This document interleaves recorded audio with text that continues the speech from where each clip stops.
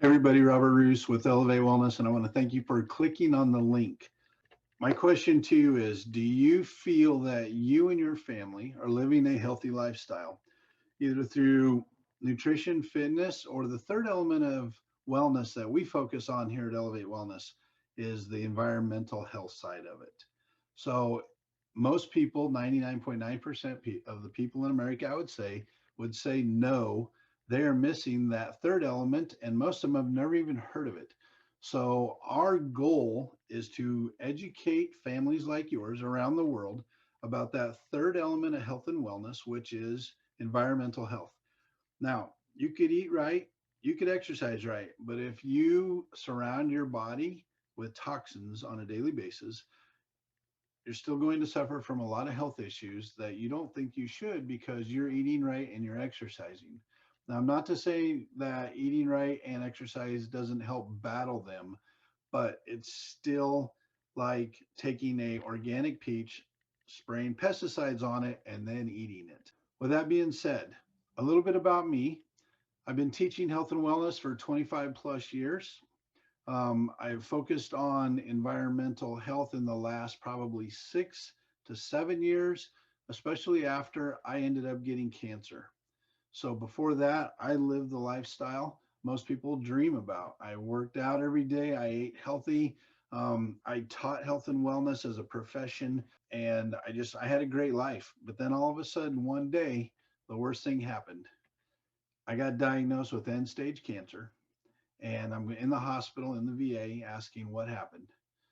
So, fortunate for me, I learned about the environmental side of health and wellness the hard way by living through cancer. I ate right, I exercised, as I've already said, but now I needed to learn a whole new aspect of whole health and wellness. And what I did is I spent years researching and studying and talking to industry experts about this environmental wellness side of it. And along with help from my wife, Dr. Tara, we had to make some drastic changes in our lives. And it wasn't with food and exercise, it was with what I used on my body and around my body, all the way from shampoos to deodorants to toothpaste to air fresheners to cleaning products in the house.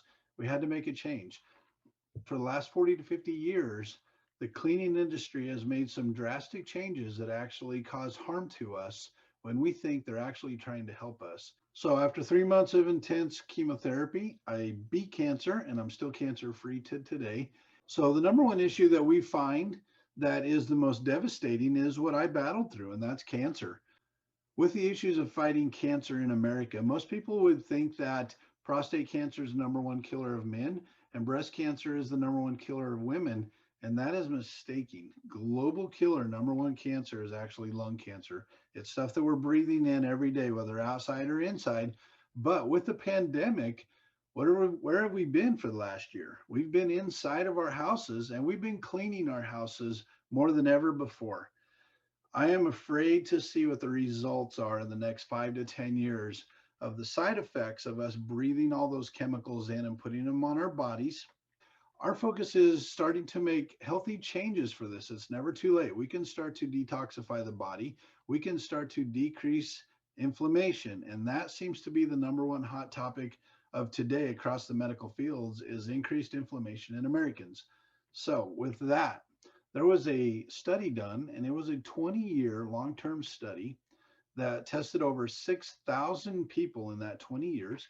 And what it showed that is if you used a household cleaner at least one day a week, it causes the same lung damage as smoking 20 cigarettes a day.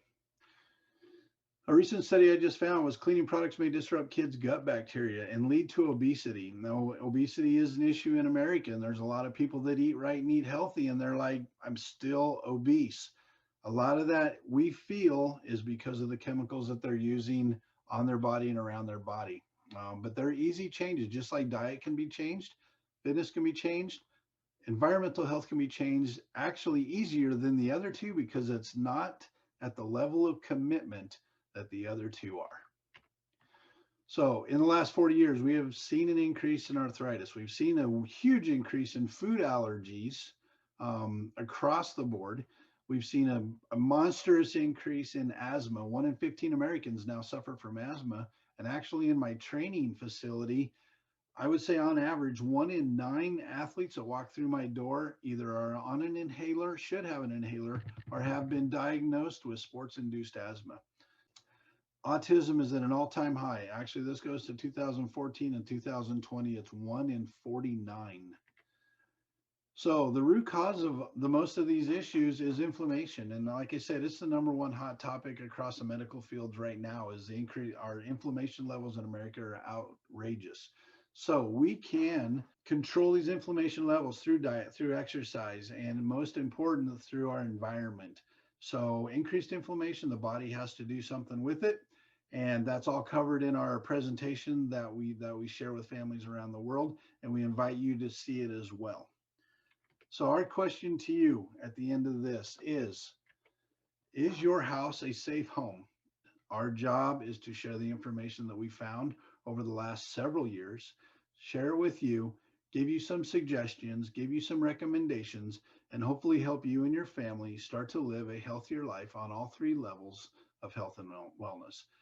With that, if you would like to see the presentation that we share, we would love to schedule a meeting to show that with you.